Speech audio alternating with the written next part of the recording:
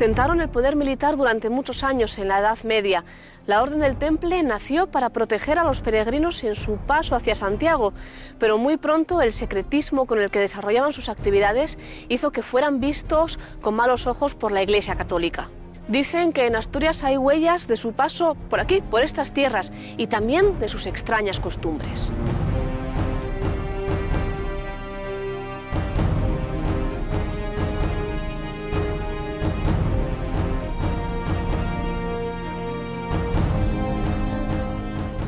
Hola, Marcelino. Hola. ¿Qué tal? Bien, Estamos frente, o justo detrás, de la iglesia de San Vicente de Serrapio, que tiene muchísimo simbolismo que nos sugiere que por aquí pudieron estar los templarios.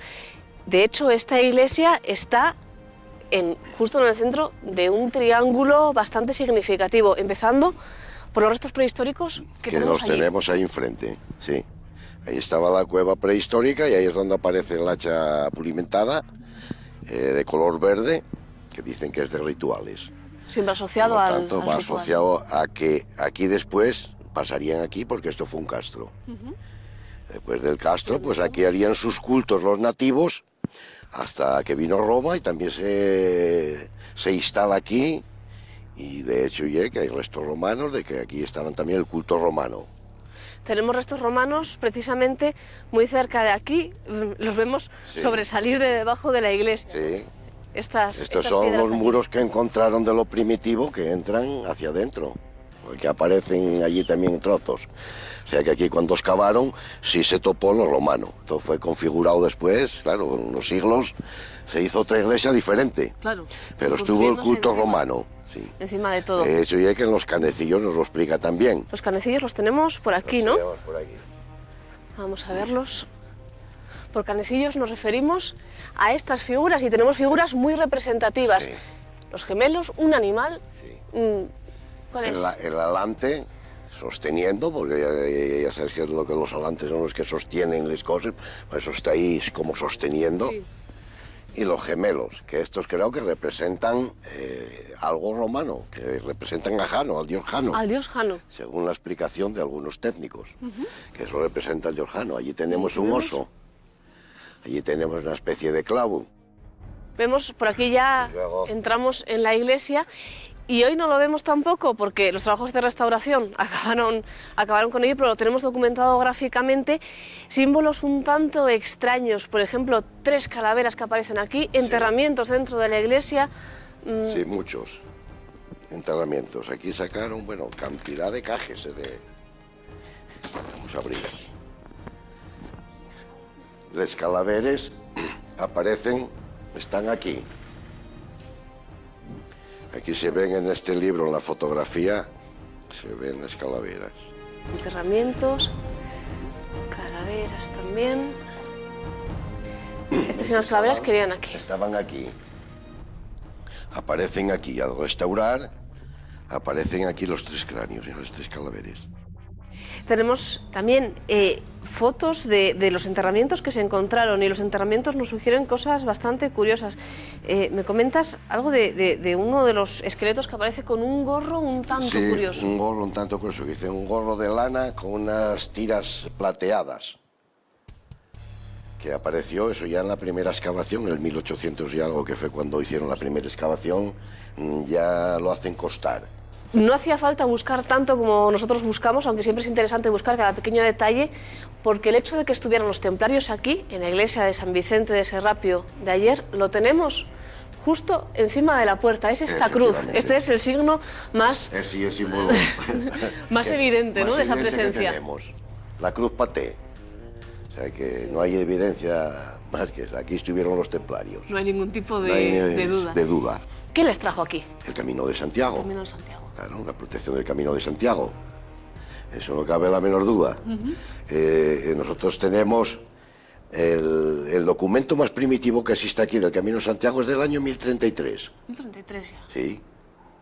¿De cuándo está hecha la Cámara Santa en Oviedo? Creo que mucho después. Sí. Hacia el 1066. Sí. Pues aquí ya teníamos el Hospital de Peregrinos en el 1033. Documentado. ¿Qué quiere decir? Que anteriormente ya existía. El paso de peregrinos por aquí. Y estamos diciendo que es el paso más primitivo que existe en Asturias. En Asturias.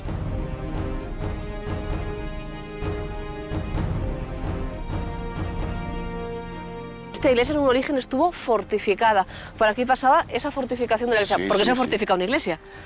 Claro, porque los templarios normalmente también hacían iglesias fortificadas. Sí, sí. Se desaparecen en más sitios. Bueno, en muchos sitios, si se lees algún libro sobre templarios, tenía muchas iglesias fortificadas. Y en España existían cantidad de iglesias fortificadas. Ahí quedaron dos trozos de los módulos, igual que existen en la Campa Torres, el mismo sistema defensivo, y ahí quedaron dos trozos. Vamos a enseñar esto también. Entonces aquí, si te puedes... Marcelino, aquí vemos algunos de los restos de esa fortificación, ¿no? que Sí, podría de haber la habido. parte antigua. Y los vemos muy bien.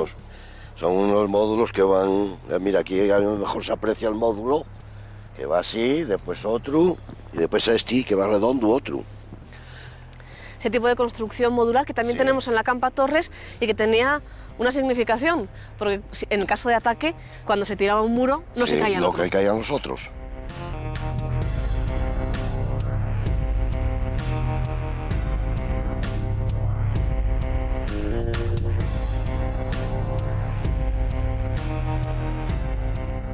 Hola, Ernesto. Hola, Nacho. ¿Qué tal? Vamos a entrar en la iglesia de San Vicente de Serrapio porque me dijeron que hay cosas muy interesantes dentro. Pues sí, sí. Bueno, pues Verás si tú me las cómo- sabes cómo te explicar, sorprende. pues vamos para allá.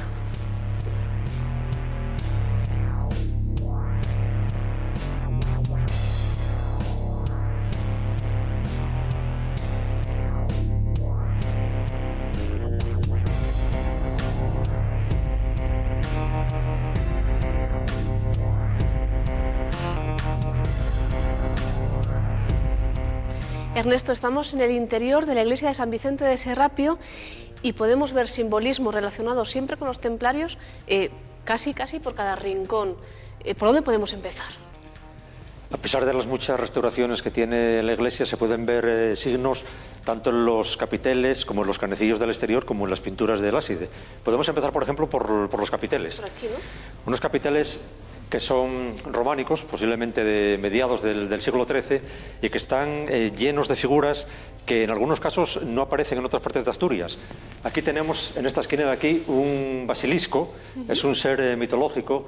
El basilisco nacía de un huevo de un gallo, y entonces lo incubaba un sapo, y del nacimiento salía este ser que tiene cabeza de gallo, alas de gallo y el cuerpo de serpiente. La cola se va enroscando a lo largo del capitel, llega al otro lado, y en el otro lado tenemos un grifo, que es otro ser mitológico también. Del grifo sale una pequeña sirena de la boca, ahí, y está amamantándose de una sirena de doble cola, que está en el centro. Y la sirena, a su vez, tiene dos cabezas al lado.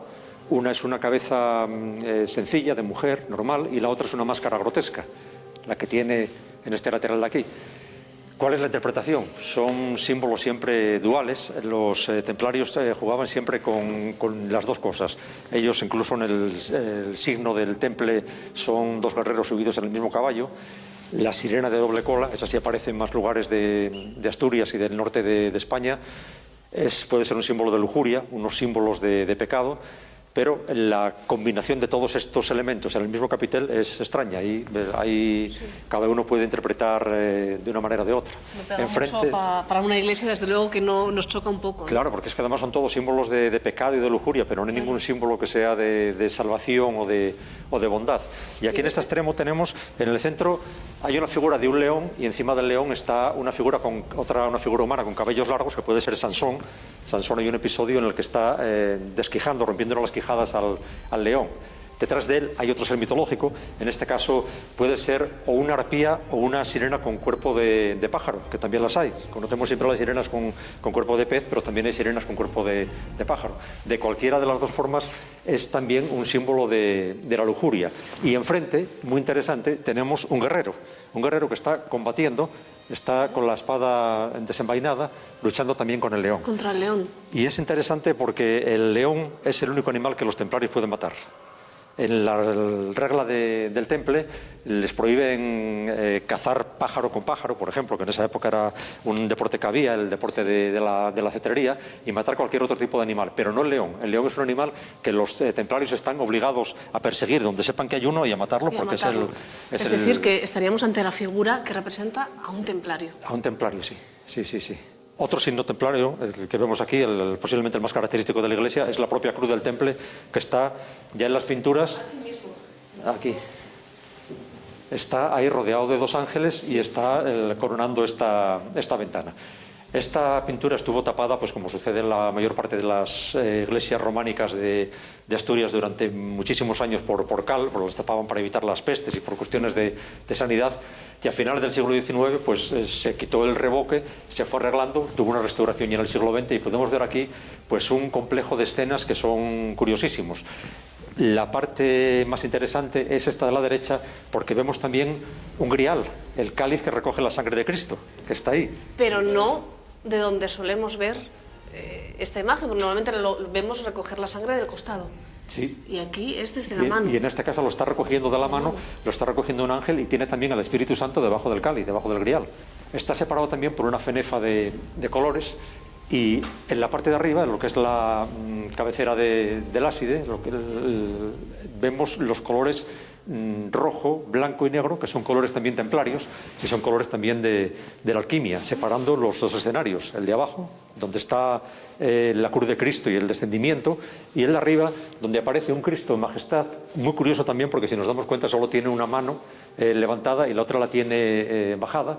Está enseñando, tiene el pecho descubierto, y a este lado tiene el pueblo de Cristo, el pueblo compuesto pues por diferentes órdenes religiosas, por matrimonios, por gente de distintas razas. Ahí vemos ahí negros, gente de lo que se llamaba entonces de raza cobriza, que eran indios americanos, y bueno, no tiene nada que ver tampoco el número posiblemente, pero son 13 figuras las que aparecen ahí. En el centro está San Pedro, con las dos llaves, una llave de oro y una llave de plata, también un símbolo dual, un símbolo que puede ser relacionado también con la alquimia. Y a la izquierda pues tenemos unas figuras que siempre en todas las interpretaciones que se hacen figura como la Virgen con las Santas Mujeres y con San José al lado. Puede ser la Virgen o no, yo la interpreto como una reina, porque no tiene alrededor de la cabeza el símbolo de santidad, sino que tiene una corona. Tiene una corona. Tiene una corona, sí, está rezando y aparte está arrodillada encima de un cojín amplio. Yo creo que es un personaje real, que puede ser una reina por el ropaje que lleva y la forma que tiene. Y luego en esas inscripciones que se ven, tanto las de arriba, que sujetan aquellos ángeles, como la de abajo, veremos cómo van a coincidir con unas inscripciones que hay en la sacristía. Vemos ahí a un San José y a un San Andrés, con la cruz de San Andrés, pero lo más interesante es esta figura que está aquí, que está casi borrada y rodeada por símbolos solares, que es San Bartolomé. San Bartolomé es el Cristo, es el santo templario por excelencia. Aprovechamos también, a lo largo de toda la iglesia hay diferentes puñales esculpidos en las piedras, y la letra M es constante. La planta que tiene la iglesia ahora, no sabemos si tenía 3 plantas o era una planta basilical. Se hicieron muchas excavaciones aquí, pero lo que sí conocemos es que antes de esta iglesia románica, de la factura románica, que esta es la parte del altar y de las capillas laterales, había una iglesia prerrománica anterior, eso es seguro. Y la parte más antigua está aquí en la sacristía. En la sacristía, donde vamos a ver... Aquí es donde tenemos esas estrellas que simbolizan también la presencia de los templarios. Sí, estamos en la parte más antigua de la iglesia. Aquí en unas excavaciones de las muchas que se hicieron en esta iglesia aparecen 2 muros. Aparece un muro de la iglesia prerrománica datado en el siglo X, y aparece incluso otro muro anterior que puede ser el enlace que hay del culto cristiano con el culto romano, que está documentado aquí en esta iglesia y que se hizo curiosamente durante siglos, porque encima del altar mayor se estaba diciendo misa y estaba una lápida que veremos luego ahí dedicada al dios Júpiter. Eso les gustaba mucho a los templarios, el jugar con este tipo de cosas. Se aprovechó el culto a Júpiter para decirle el culto cristiano encima. Esta cámara es una cámara preciosa, como podéis ver por los dibujos que tiene. Está llena de discos de 8 rayos, discos solares de 8 rayos, que tienen una relación con la flor del agua asturiana y puede ser una especie de cámara de reflexión, ¿no? Como la que sigue utilizando todavía la masonería ahora, los rituales de iniciación.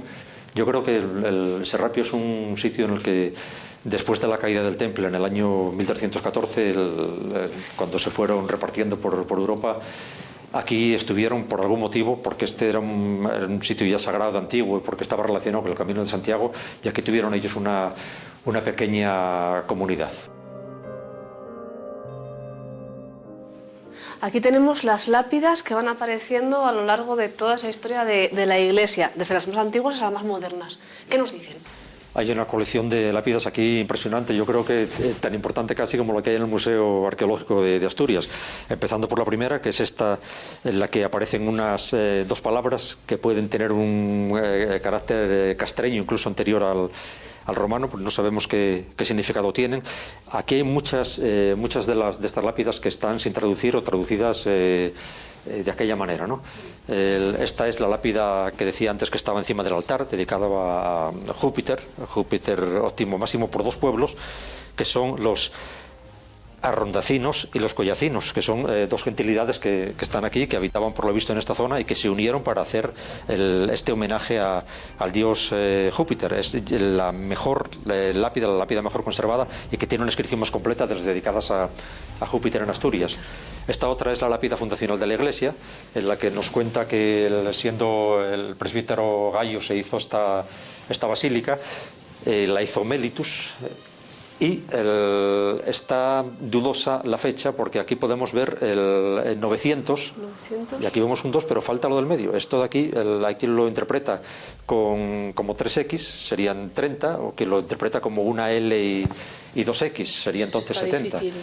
Otra también muy difícil de leer es esta de aquí arriba, no sabemos exactamente qué es lo que significa. Esa es muy difícil y es muy curioso el lugar en el que apareció delante del altar mayor cuando se excavó una tumba, y debajo había un personaje grande, de gran tamaño, y que tenía todavía el pelo, conservaba pelo, era un esqueleto, y un gorro con unas cintas de plata que durante años estuvo conservado en la sacristía, y no sé qué pasaría con él.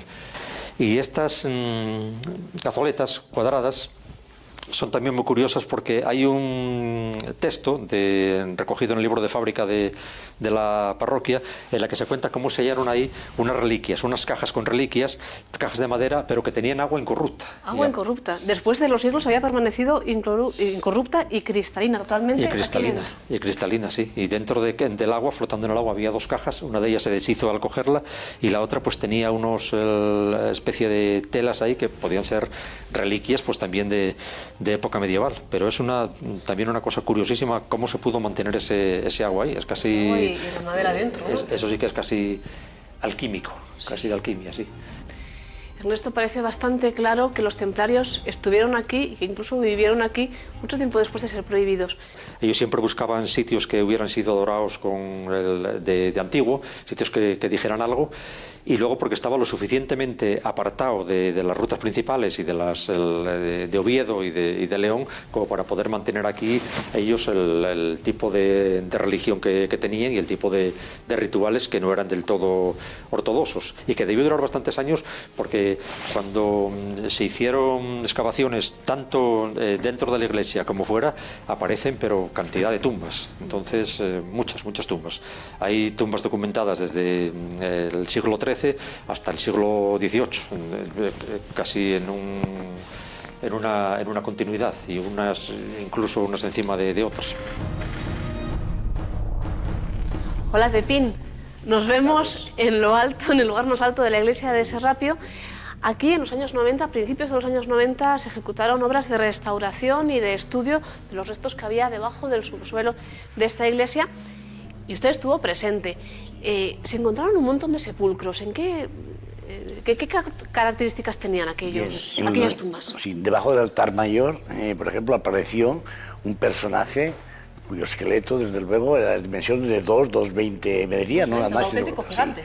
Entonces aparecía con un gorro, el gorro frigio, los cabellos totalmente intactos.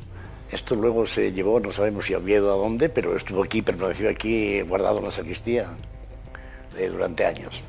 Y luego, que no se menciona a veces, ahí en la zona izquierda, en la nave izquierda, apareció una mujer con un niño recién nacido, muerta de serie de parto, con una moneda en la boca. Una moneda. La moneda que, por lo visto y según las tradiciones, sería como el tránsito al más allá, ¿no? Al viaje a... Esa moneda que había que darle a Caronte. Al Caronte, al más allá. Eso apareció ahí también. En la zona exterior del templo, de la iglesia, una tumba curiosísima, piedras así importantes, y por lo menos había 8 o 10 esqueletos de niños. ¿Por qué los templarios llegó un momento en el que fueron mal vistos por la Iglesia Católica? Y eso se atribuía a ese misterio con el que ejecutaban esas actividades.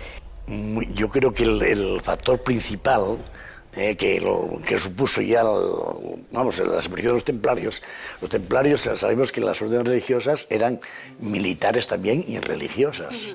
Entonces yo pienso que ahí surgió una competencia entre la jerarquía, digamos, de la Iglesia y estos propias órdenes, que eran órdenes militares también.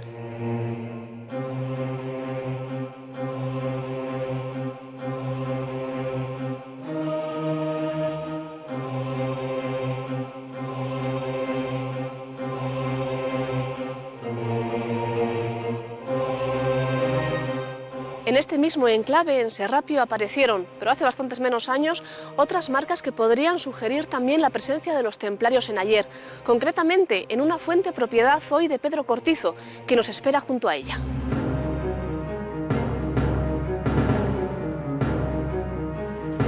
Hola Pedro. Hola, muy buenas. ¿Qué tal? Estamos enfrente de la fuente, una fuente muy especial que vosotros descubristeis cuando estáis arreglando esta casa, la casa rural El Castañiu. Sí. ¿Cómo fue ese hallazgo? Bueno, pues fue un poco un hallazgo casual.